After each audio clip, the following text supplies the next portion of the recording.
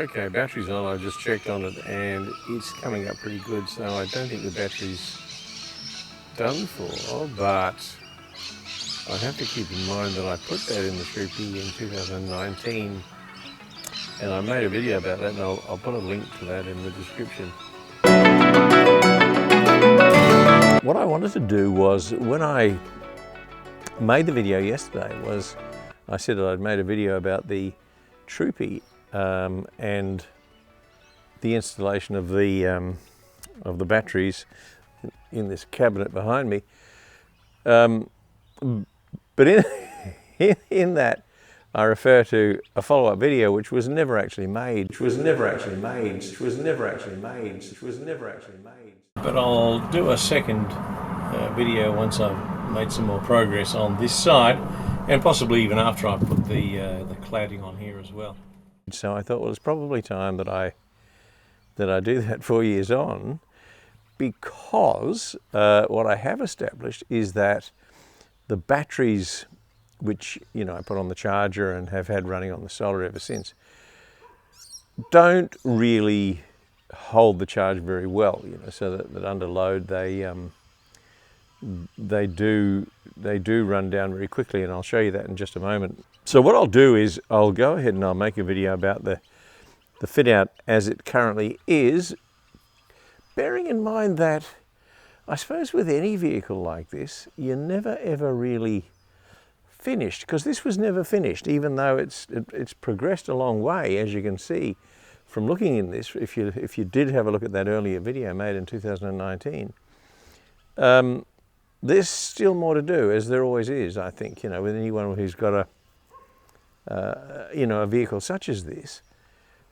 It's always a work in progress. Anyway, I'll show you what I mean about that battery, and then I'll show you what the solution to that is. Now, I just unplugged the solar and you can see that we're at 12.81 volts. And that's with the fridge turned off. At the moment that I turn on the fridge, I think you'll see that will plummet fairly quickly. And the fridge switch is here.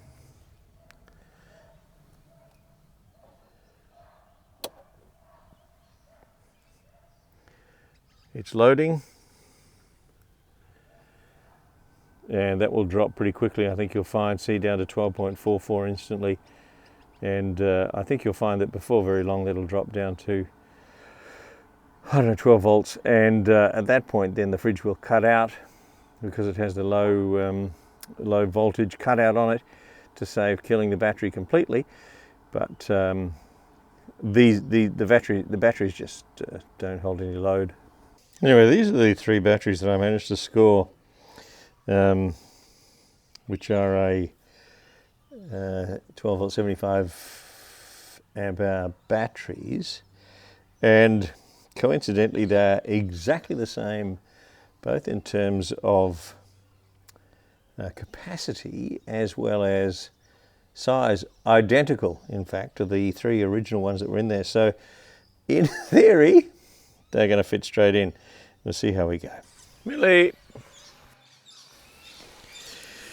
First step is to let the mechanic in. This is a very enthusiastic mechanic, this one. Keen to get stuck in and get the job done.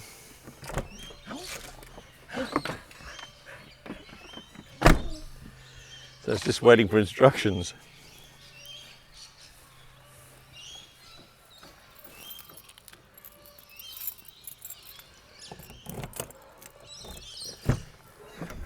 First thing we're going to do is unhook the bed, as in unlatch it, so that we can hinge it up. So there's one there.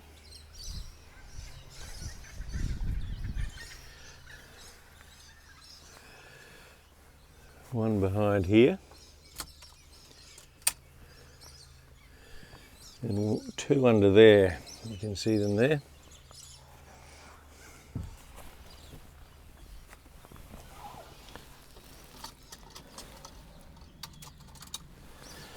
And the reason there's two is the bed's actually in two separate parts, and I'll show you that when I crank it up. So as you can see, it's hinged separately in two parts. And like I said, there's a reason for that. I've just tied it up out of the way. The reason being that if ever you're sort of trapped inside in the rain and you want to access the fridge, then you can do so from here. Now, while of course it's not actually easy to do that, the fact is that it's actually possible to do it. Fridge is currently not turned on, but when I made that first video, as you'll recall, I pointed to a bed rail, and that's that there. That's that bed rail there. And it runs the whole length of the side, and everything's hinged off that. Now, the other thing that I spoke about, and you recall I sat here while I was talking about it, was the fridge. And I said the fridge would go exactly where I was sitting, and here, indeed, here it is. And I built this custom tray because that way I could build it to the exact size that I needed, rather than try and work around an off-the-shelf version. And it's really on these two locking slides. I can access it from outside. Then, as I said, if it's raining though, I don't want to be coming outside here to access it, so hence that folding side there to enable me to lift up the bed to be able to access the fridge from inside. The fridge is a CFF 45 from memory, which is a 45 litre. It's not dual zone, it's either fridge or freezer, which means that you could set it on a very low temperature and have it operate as a freezer, but I just used it as a fridge. I did mention that that I fitted the lights, which would eventually be wired in, and indeed they are. So if we turn the lights on here, you can see those working lights. The cabinetry is complete for the batteries and all of the electrics, and complete with, including the drawers which you saw in their rudimentary state, but now which have the fronts on and are exactly as I said, for storing things such as the oven trays.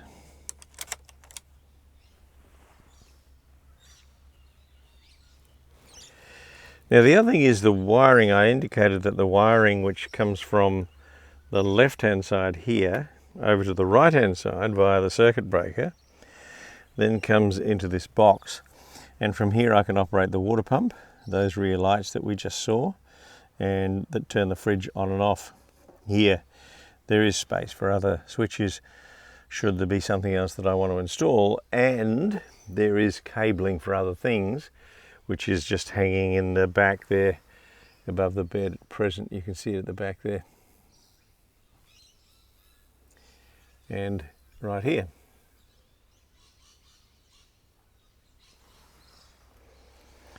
Now the water pump is fitted in underneath here as well, and the water tank is in that big box that you can see behind the fridge, which is that box there. It's a 60 litre and operates from here. At the moment there is no tap, but I just basically use it like this.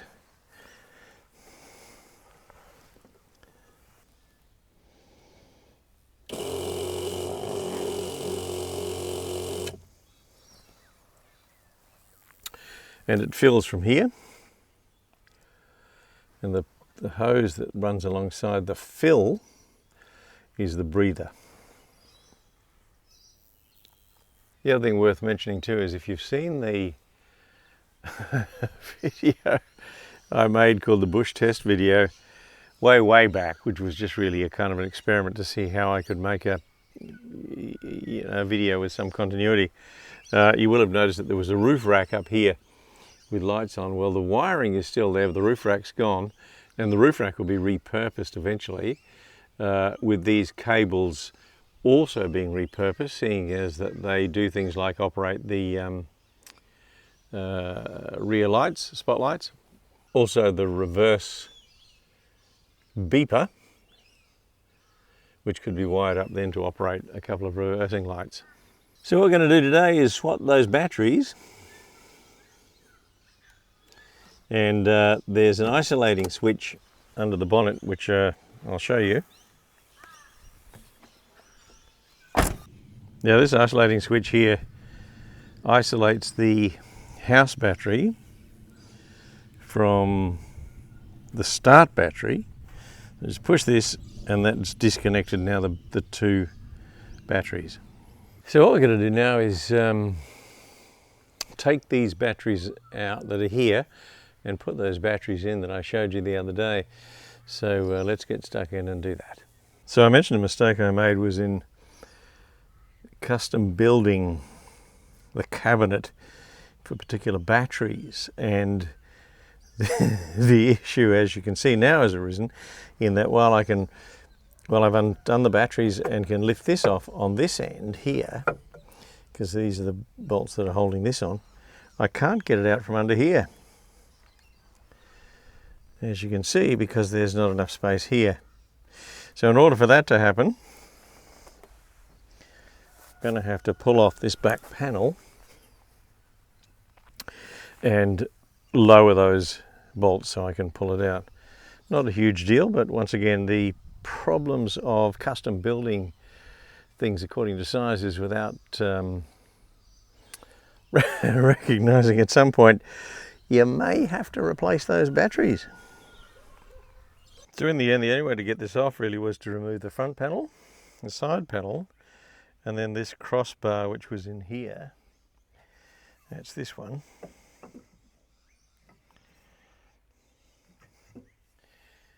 So we can then lift this and this off.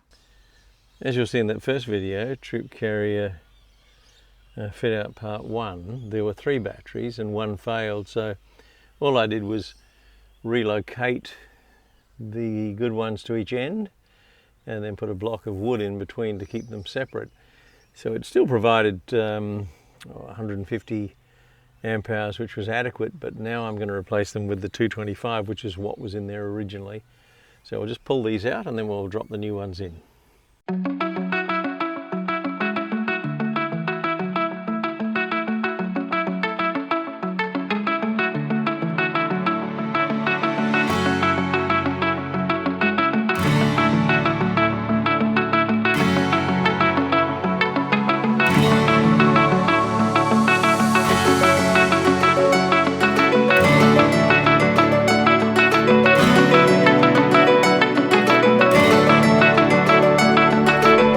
So here's the thing, the batteries are actually, even though we thought they were the same, are slightly different in size. So 25.5mm, which is the distance from that to that. But the new battery is 26. So I need to get an extra 0.5 centimetre out of this.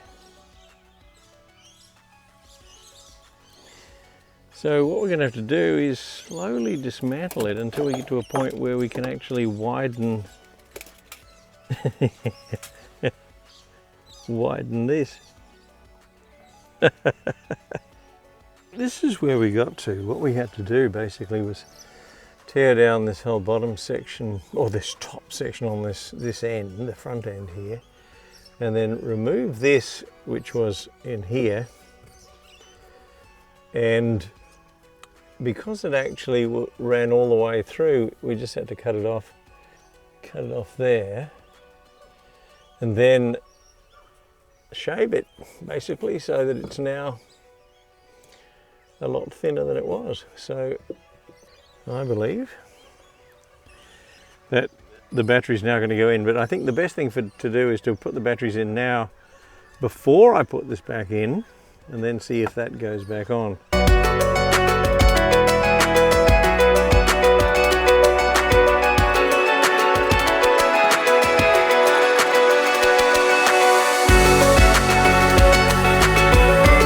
Although she blows, that's the 3 batteries in, and this, which as I said we'd cut down, now fits neatly there.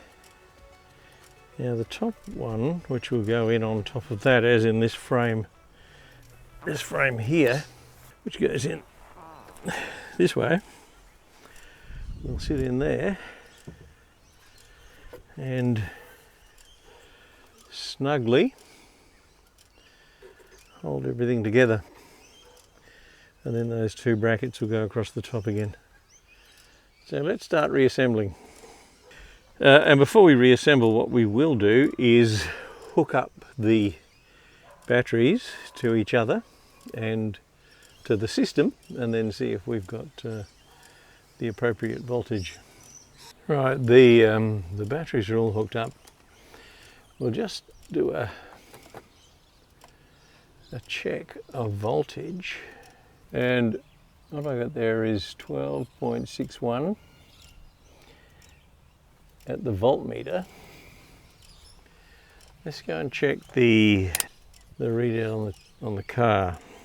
So 12.75 is what we got there. Now what I'll do is I'll plug in the solar panel, and we'll see what happens to that. So it's very late afternoon now, but nevertheless there'll still be something coming through. We can see that if you have a look at the voltage controller, that the circuit has opened, and we should also now start to see a result at the voltmeter here at 12.77. So it hasn't gone up a lot, but then it's late afternoon. It's 10 past 4, so the sun is very, very low in the sky at the moment. Now we'll also start reassembling all of this now that we've got the batteries in, and see just how that's all going to fit together.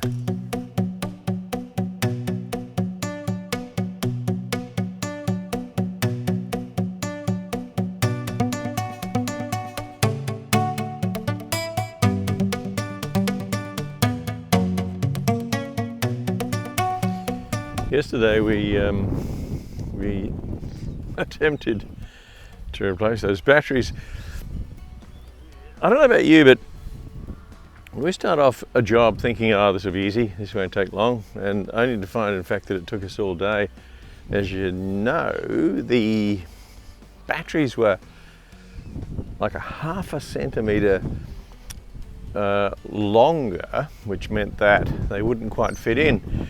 And there's a valuable lesson there, as I said to you the other day, and that is that if you're going to build something such as a camper, make sure that you don't custom build it for what it is that you have, because the problem then of course is when you come to replace it is they just don't fit. Now when I measured them, they seem to be about the right size, but half a centimetre is neither here nor there, you would think, but they wouldn't fit in. So you saw what we had to do. Now today the difficulty is that they're also slightly taller, not by much, but just enough, and so there is a solution for that as well. So we're going to get stuck into doing that today, and we'll just let the mechanic in, and she'll give it the once over and see what it is that we need to do. She's just checking it out now, as you can see, and I'll just get her opinion in a moment. So what do you reckon we need to do, Millie? What needs to be done? You're going to hop out and, well, let's get into the shed. So here's the problem. This, as you can see, while it will just fit in the thread, there's just not enough of the thread poking through. So what we've got to do is fix it. Now, I don't even know who it was that said this, but there was a fellow who said there are no problems, only solutions. So here's the solution. First of all, we're going to drill this hole out just to make it easier for the bolt to go through. Then we're going to bevel it so that the bolt will go into it more easily, and then we'll flip it over, and with a spade bit we'll just put a depression in here.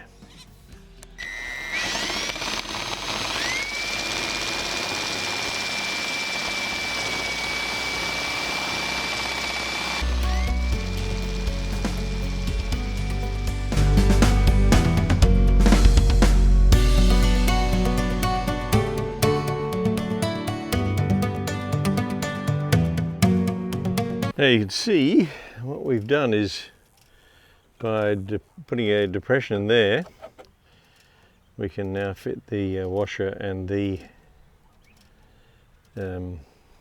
nut. While it's seesawing a bit, I think once we put some tension on and go for a drive, I think we'll find that that will settle the batteries.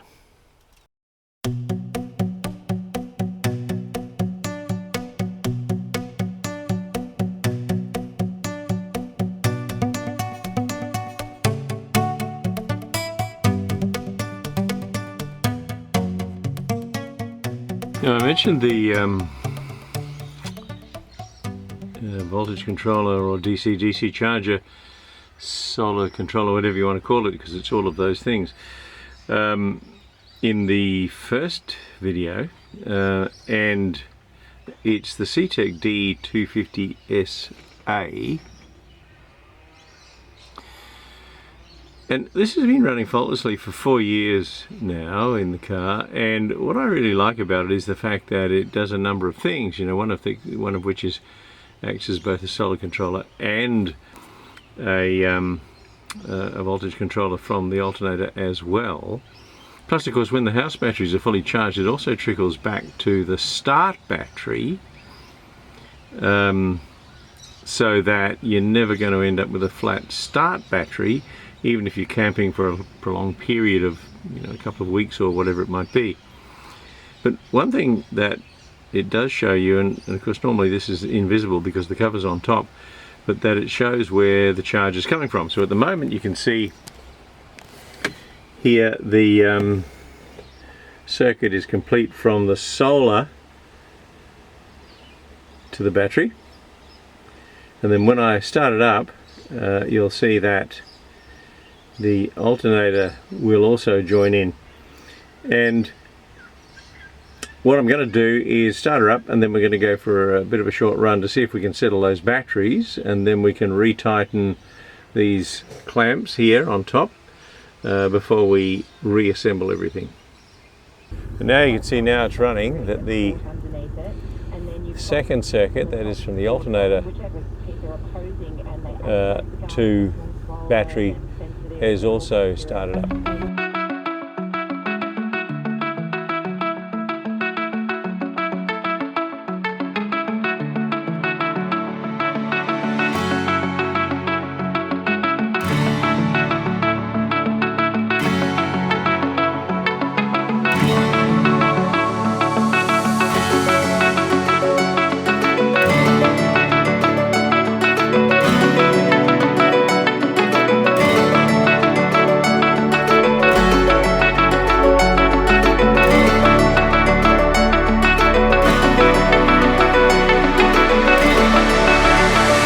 We just ridden down the roadways, and apart from a little bit of squeaking or creaking and some rattling, and I think the rattling is probably, if you have a look behind me, you can see these suitcase latches that hold down the bed, and of course with them not latched, they're rattling. But I think any noises that there are will be masked once the, you see it there, the cover, once the cladding is put back on the casing. Anyway, we'll head back and then we'll reassemble the whole lot, and then we'll go for another ride. So a short run, and we can get a little more on these. The batteries will have settled slightly in that cradle, and I think once we've done this, we'll I don't think there's going to be a great deal more movement in that, but of course we can always reach in and adjust these if necessary. But I think that's a job well done. I can't stress enough the importance of not custom building. Now, that's not to say that you shouldn't custom build for your needs, but it's important, I think, in this case that you don't custom build so much so that when you do have an issue such as, you know, in this case a failed battery, you don't have to kind of dismantle and then make adjustments.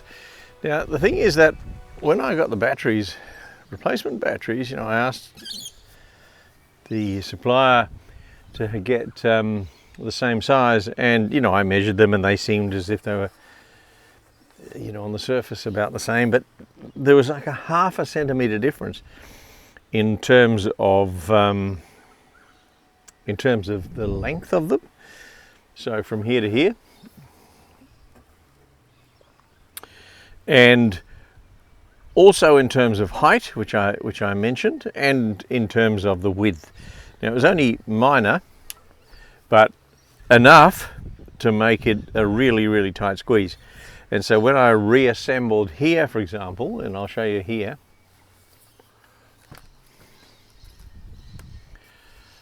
you can see how I've had to notch here, right here, to be able to pull this in, because of course the external cladding, this cladding here fits on here, and it wouldn't fit if that was sitting out wide. Now, the other thing that just before we put all of this together is that when I built this box here, which I'll show you in a minute, for the water tank, the reason that I did that was because it's just a big black plastic tank, and my concern was that if it was just sitting in the back, how exactly do I anchor it? And more importantly, I suppose, is that the noise of water sloshing back and forth. And so it's in a box which is lined with marine carpet and strapped down so it can't move. Now, certainly the water can still move inside, but a lot of that is muffled by the fact that it's actually now in a box. You can see it here. And then at the same time, I also put in the, as you can see there, and I'll just kind of zoom in for you there, the marine ply lining, which, you know, in the Troopy is originally just that a fiberboard, cardboard stuff, and it simply looks better. And you can see it better, and I'll show you as we zoom around here.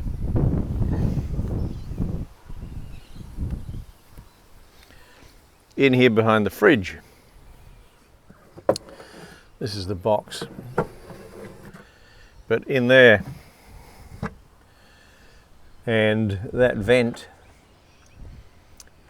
is there because there's an external air vent. And it's important to retain air movement inside the vehicle, and I'll show you where that vent's out.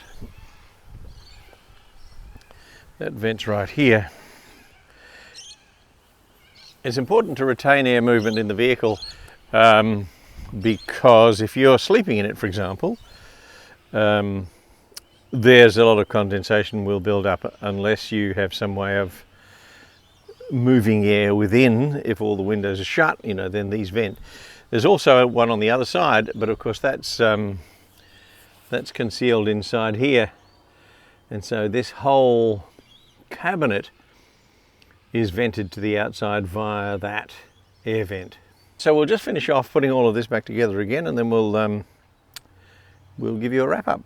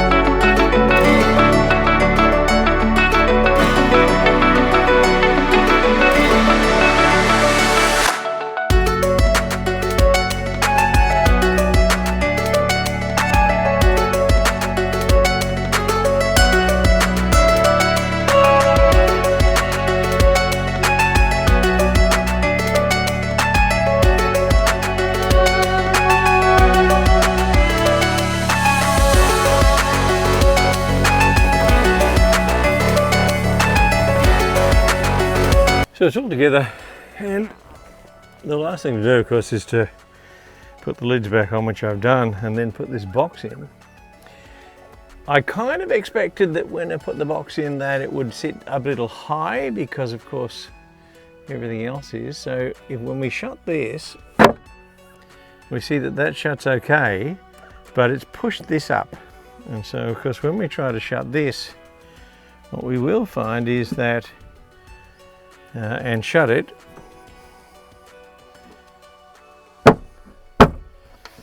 that it's sitting too low, sorry, too high, and so there's no room therefore to get those wing nuts on. So the solution is to shave a little off the whole box. So that's our next job.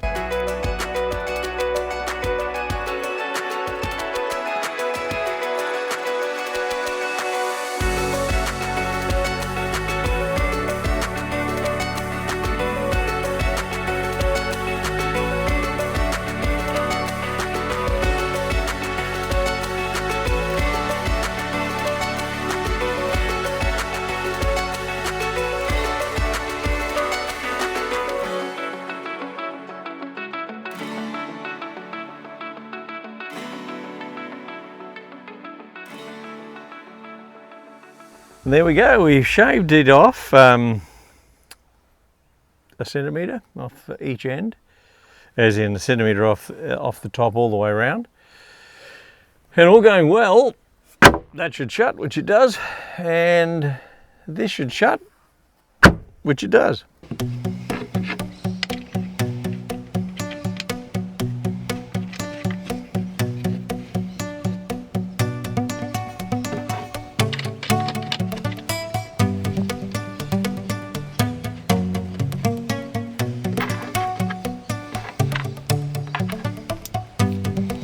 That's about it for this one. So it's been a long one, and I think it's been a long one because while we set out to do an easy job, this will only take me 5 minutes or 15 minutes, ends up taking probably the better part of, you know, a couple of afternoons, because that's pretty well what it's taken, because pretty well everything that we had to do, we had to modify slightly to compensate for those slightly larger batteries. But it's done. Those batteries now are, you know, been fitted, and I can expect, you know, that I'm going to get another 4 years use out of those. So all the best, and thanks for watching. Oh, just before I go, don't forget the other videos, the bus build videos, for example. There's 8 or 9 of those, I think, and there was a bit of a delay in getting stuff done on that, as you know, if you've seen some of those. But we're back, and we're going to do some more. So hang in, and we'll see you again very soon.